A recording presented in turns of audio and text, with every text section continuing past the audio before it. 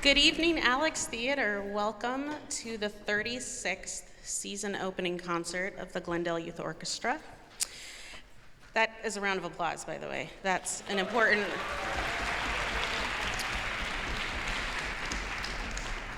And I say that that deserves a round of applause because we are an independent youth orchestra. We're not under a big, large organization. We are a mighty few making things happen, and we're very proud of that. So to get to 36 seasons of anything is an accomplishment.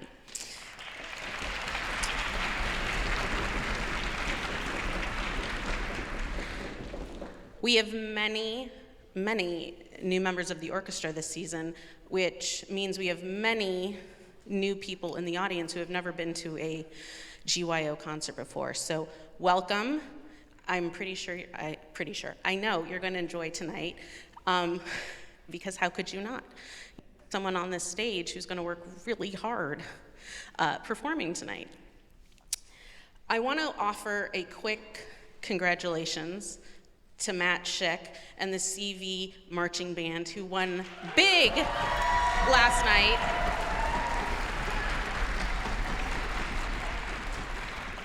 We here at GYO have a few of those members on stage, and I'd like them to stand up. Maddie. There we go. Walter.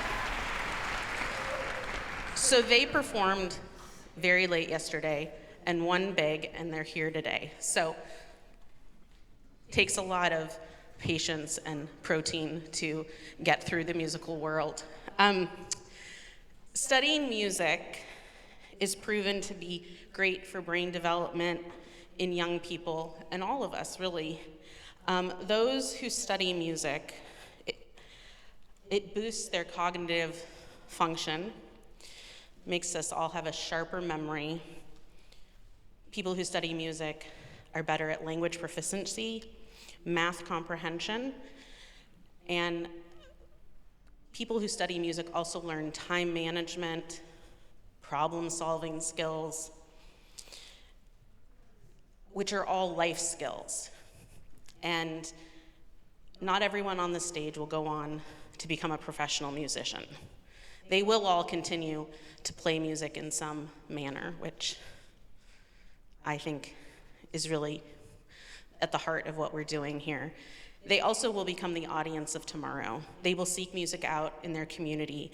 They will also ensure that their children study music and are passionate about music. This season, we have a great need for tuition assistance. We have a long-standing history of never turning anyone away based on their family's finances. So if you audition and get accepted to GYO, you're in whether your family can pay tuition or not. We have a generous, long-time contributor, sponsor, booster, whatever term you like, who has offered us a challenge grant for the sole purpose of tuition assistance, financial-based scholarships. They have challenged us to raise $5,000 by December 31st. And if we raise that $5,000, they will match it, which in turn gives us $10,000 to continue funding music education. So, in the lobby, there are envelopes in your program. You can make a donation from your phone. If 50 people donated $100, that would equal $10,000 for us. If 100 people donated $50, we'd end up with $10,000. So I know not everyone can donate 50 or 100, but if you could donate something to help us get across the finish line so that we can continue providing quality music education and these lovely concerts and inspiring our young people to do good in the world. I wish you all a very happy holiday season, a joyous one, and thank you all for coming tonight.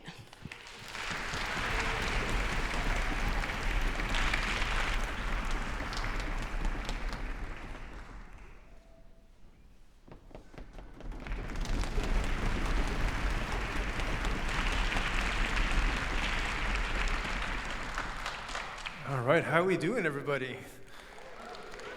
Oh, that's not a good reason. How are we doing? Yeah, there we go.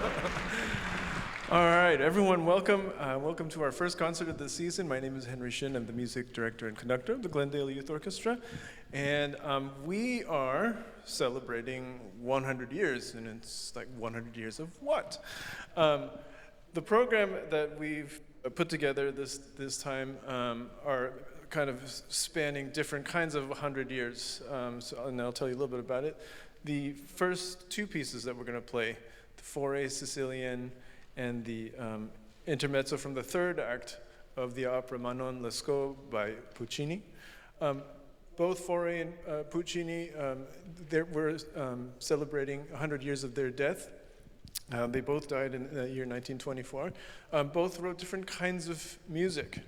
The Foray is early 20th century French music, which is a very delicate style of music and playing.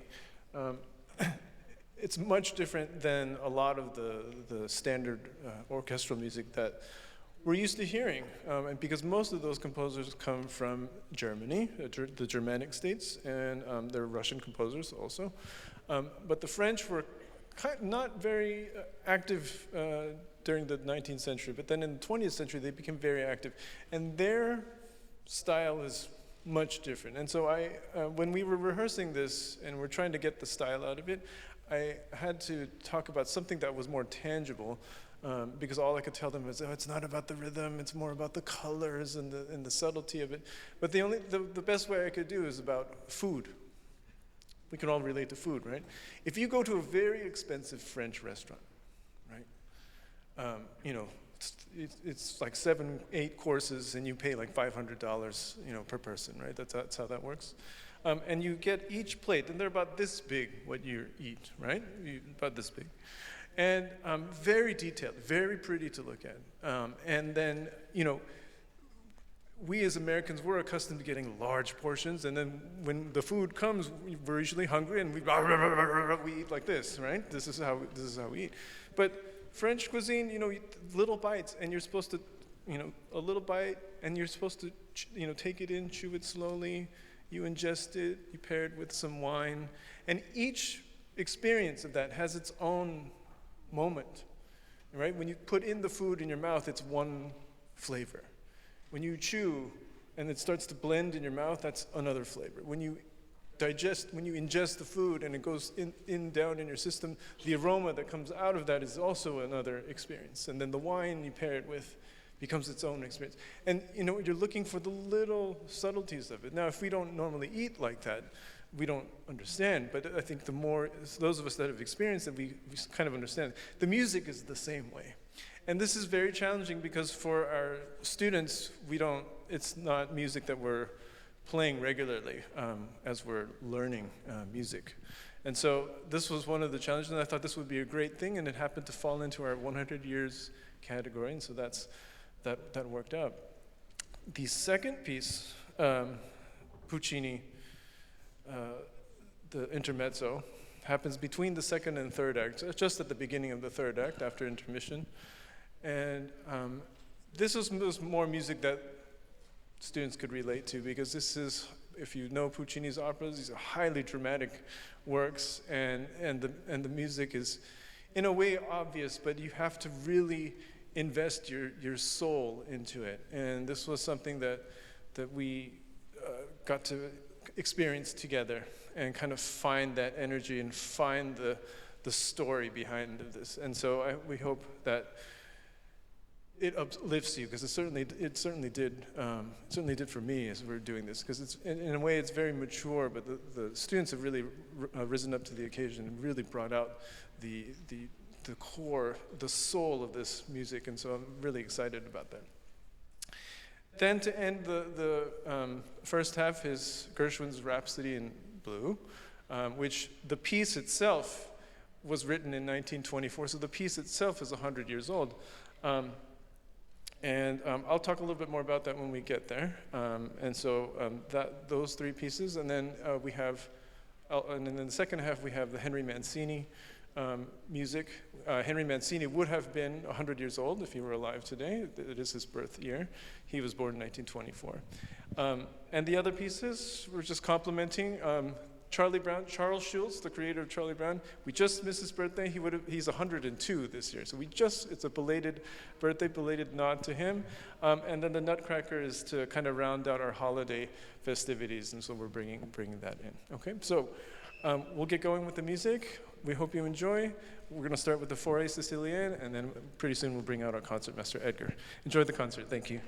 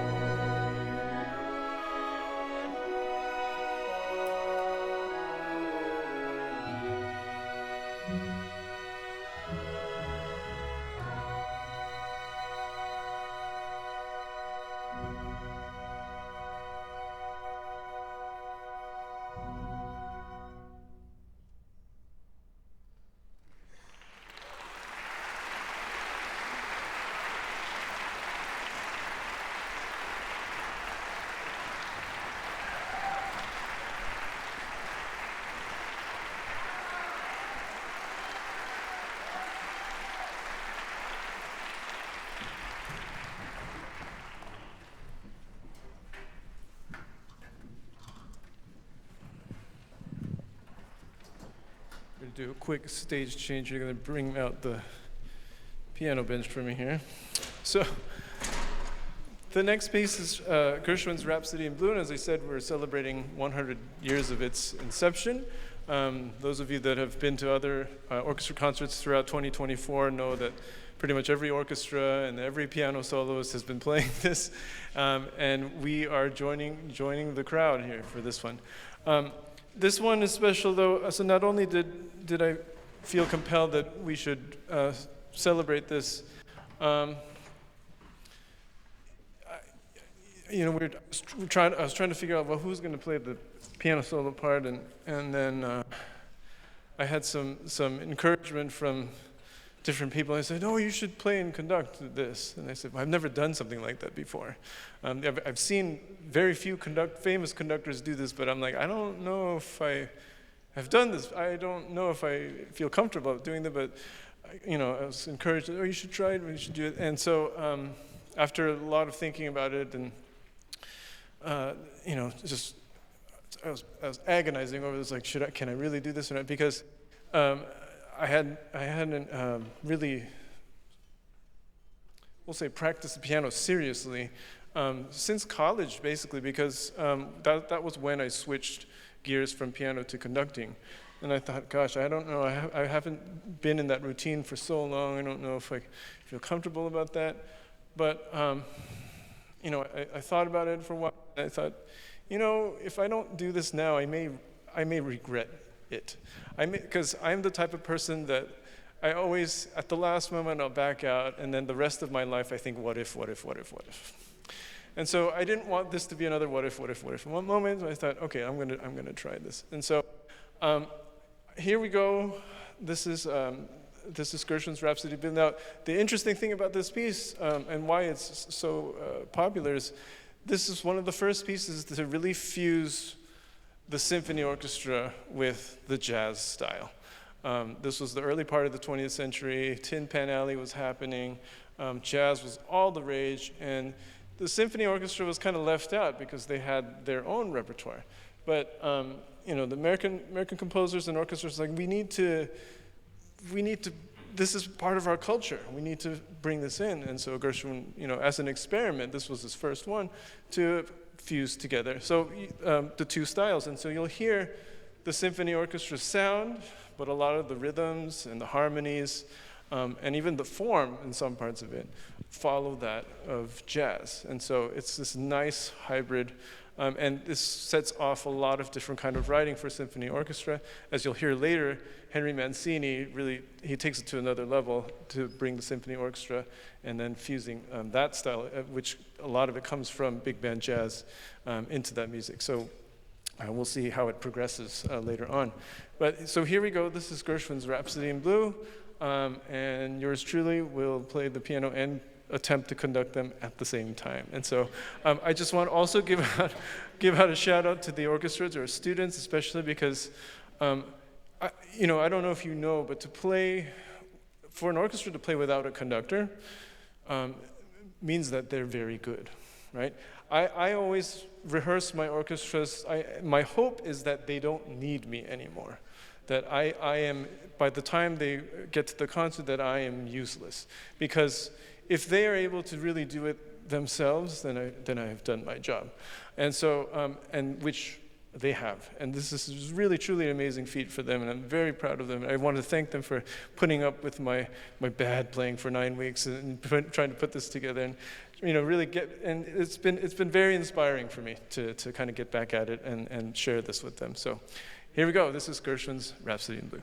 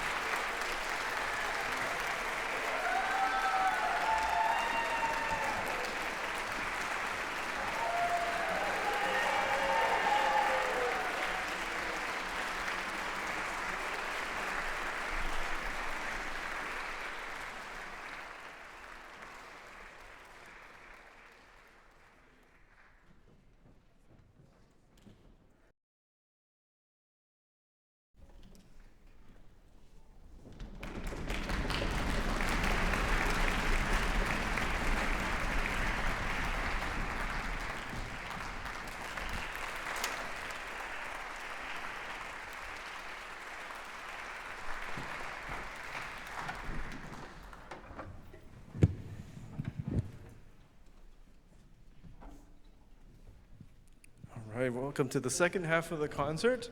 This is the holiday portion of the concert. We are going to play you selections from Tchaikovsky's Nutcracker Ballet Suite. And we're going to do all of the dances that come from, all the big dances that come from it. And then that will be followed by a tribute to Henry Mancini. And as I mentioned earlier, Henry Mancini would have been 100 years old this year. Henry Mancini is a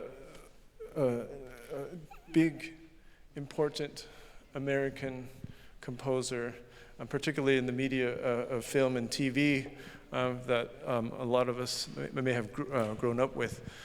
I grew up with a lot of Henry Mancini tunes, and those tunes have stuck with me, because a lot of those tunes were, of course, used in movies, which I wasn't allowed to watch yet, but of course, as I got older, my dad would watch them on TV, and I would just come and happen to.